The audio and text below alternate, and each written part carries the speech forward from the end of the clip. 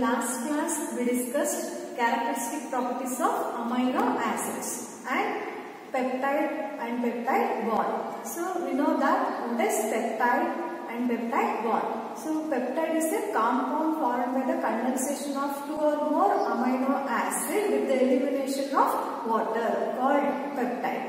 So during the formation of a peptide, a amide linkage will be formed. So that amide linkage between the two amino acid residue in a peptide is called peptide bond. So depending upon the number of amino acids present in a peptide, the peptide may be classified as dipeptide, tripeptide, tetrapeptide and polypeptides. So we know that what are polypeptides. So polypeptide is a compound formed by the condensation of large number of amino acid residue with a peptide bond. So that polypeptide is also called as. So polypeptide means it is a compound formed by the large number of amino acids. So for example, alanine, glycine,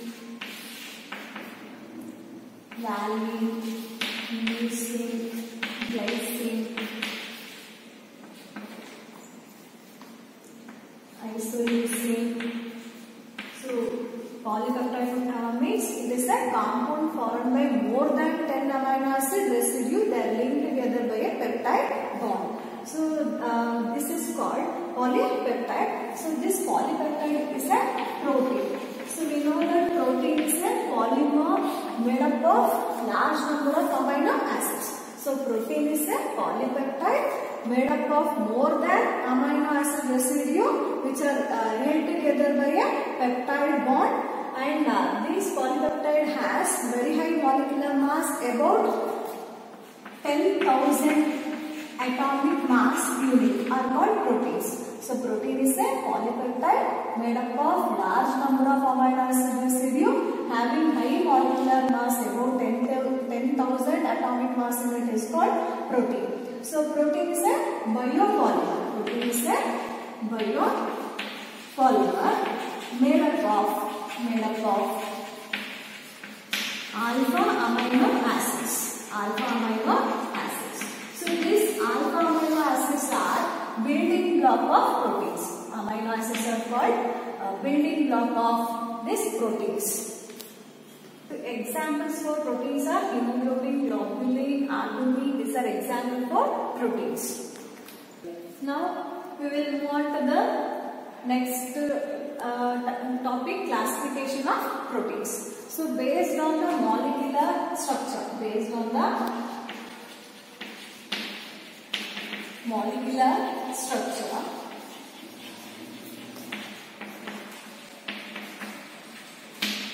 proteins can be classified into two types. One is fibrous protein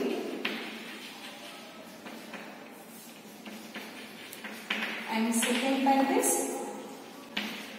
globular protein.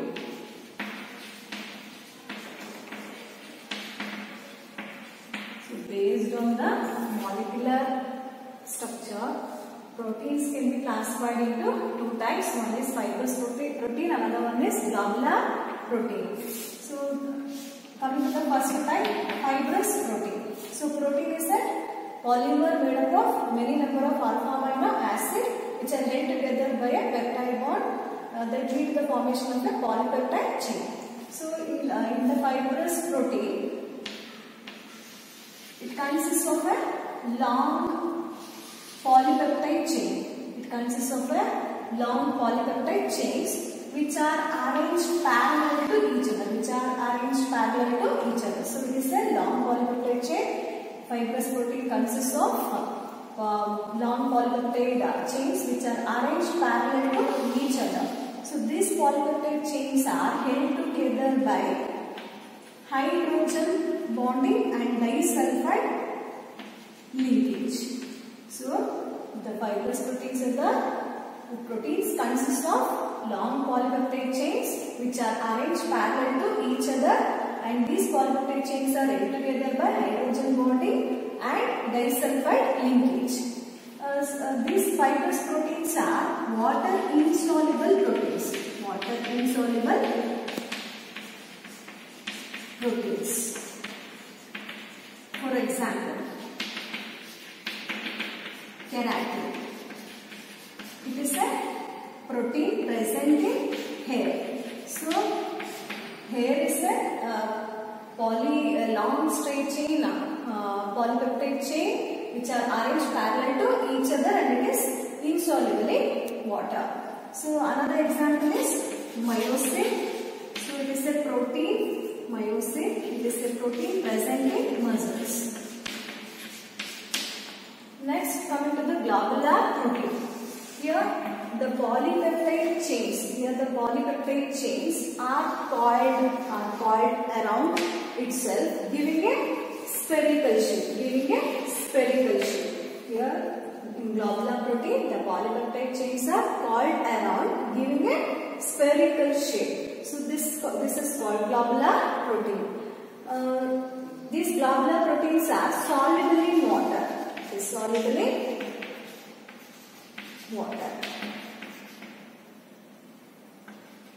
Example for globular protein is egg albumin,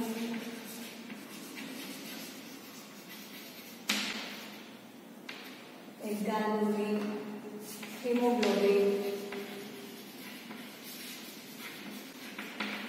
These are examples for globular proteins. Next, coming to the structure of proteins. There are 4 different levels of structure of proteins. There are 4 different levels of structure of proteins. There are primary structure of protein,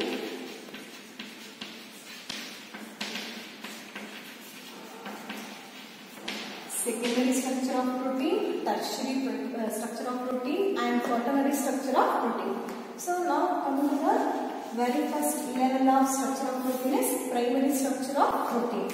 So in primary structure of protein, this is a linear chain of amino acid. It is a linear chain of amino acids which are linked together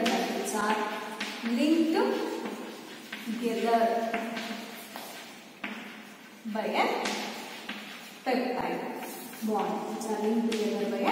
peptide bond. Is called primary structure of protein. So primary structure of protein is a linear chain of amino acid, or we can call it as straight chain of amino acid which are joined together by a peptide bond. So protein is a polymer made up of so many number of amino acids, so which are held together by a peptide bond in a linear fashion. Such type of structure of protein is called primary structure of protein. Suppose this is amino acid glycine, so it is linked to another amino acid alanine, and it is again linked to glycine, so it is linked to isoleucine, and it is again linked to valine, etc. So it is a polymer made up of amino acids which are linked together by a peptide bond in a linear fashion. So this type of structure of protein is called primary structure of protein. Next, coming to the second type, that is secondary structure of proteins. So secondary structure of protein refers to the shape or conformation of polypeptide chain. That means how the polypeptide chains are arranged in space. So here, say in secondary structure of protein, there are 2 types of secondary structure. One is alpha helix and another one is beta plated sheets.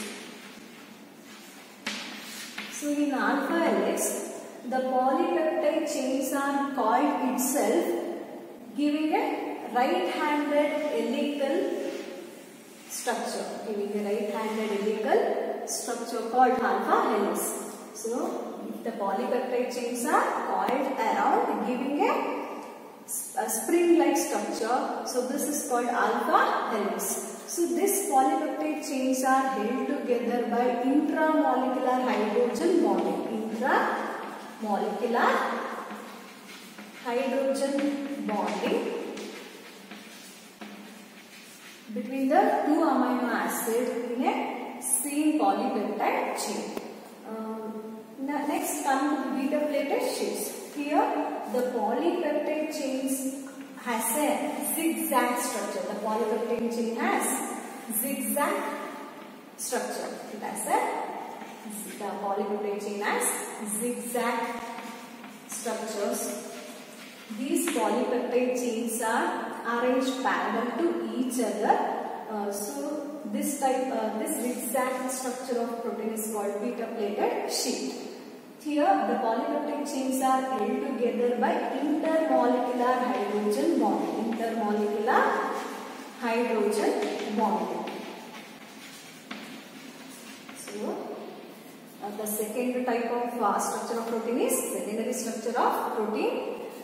This secondary structure of protein refers to the shape or conformation of polypeptide chain. That means how the polypeptide chains are arranged in space. Here there are two types of secondary structure of protein. That is, one is alpha helix and another one is beta plated sheet. In alpha helix, the polypeptide chains are coiled around, giving a spring-like structure called alpha helix. Here in these polypeptide chains are held together by intramolecular hydrogen bonding.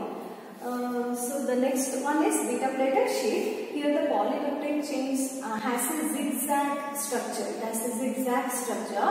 Here the polypeptide chains are arranged parallel to one another. These polypeptide chains are held together by intermolecular hydrogen bonding. Now coming to the tertiary structure of proteins. So this tertiary structure of proteins refers to the overall folding of the polypeptide chain. That means it refers to the further folding of the secondary structure of protein. So this is the secondary structure of protein.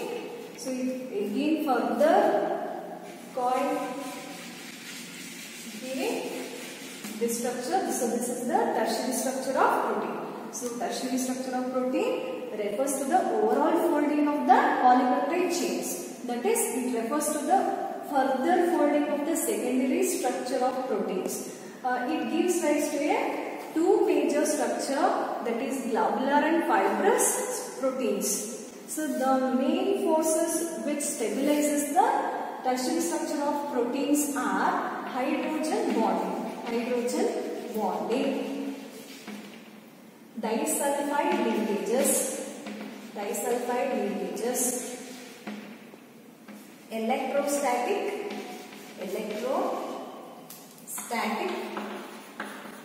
forces of attraction,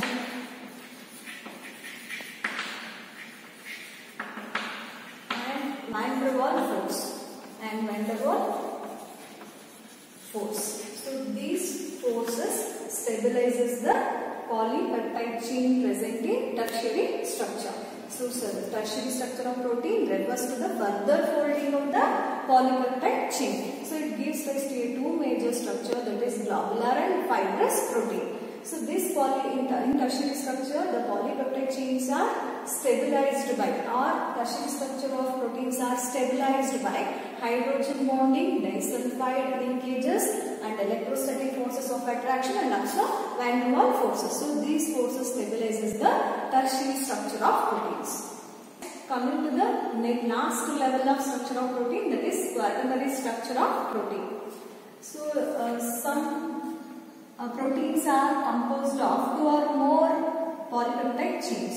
So some of the protein are made up of two or more polypeptide chains. So this is one polypeptide chain, this is another polypeptide chain, this is another polypeptide chains.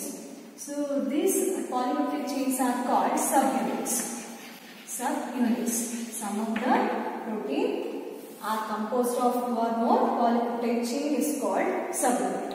So the spatial arrangement of subunit with respect to each other is called quaternary structure. So quaternary structure means the spatial arrangement of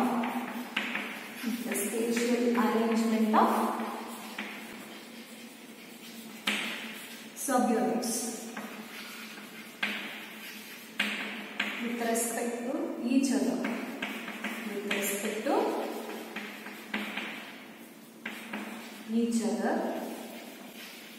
Are called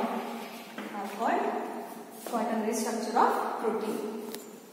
So next, coming to the denaturation of proteins. So in the biological system, protein has unique character and unique biological functions. So that type of protein is called native protein. So that native protein is subjected to chemical changes or physical changes. That means physical change means change in temperature, and chemical changes means change in pH. So when native protein is subjected to chemical or physical changes, so the hydrogen bonding that holds the protein get disturbed. So due to weakening of hydrogen bonding, globule unfold and helic get uncoiled. So this process is called denaturation of protein. So denaturation means in the biological system, protein has unique characteristic properties and unique biological functions. So that protein is called native protein. When such proteins are subjected to physical or chemical change. Physical change means change in temperature and chemical change means change in pH value. So the hydrogen bonding that binds the protein get disturbed. So due to the weakening of hydrogen bonding, the globule unfolded and the helic get uncoiled. So this process is called denaturation of protein. During denaturation of proteins, secondary, tertiary and quaternary structure of proteins are disturbed, but the primary structure of protein remains intact. The example for denaturation of protein is curdling of milk,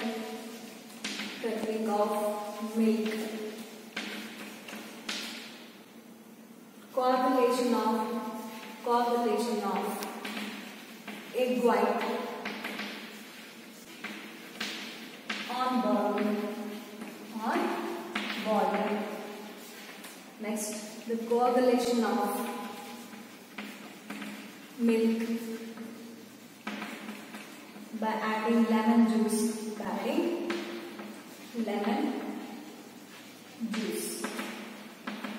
These are examples for denaturation of protein. Denaturation of protein means the loss of biological activity of protein and breaking of hydrogen bond that leads to the globule unfold and helic get uncoiled. So this process is called denaturation of protein.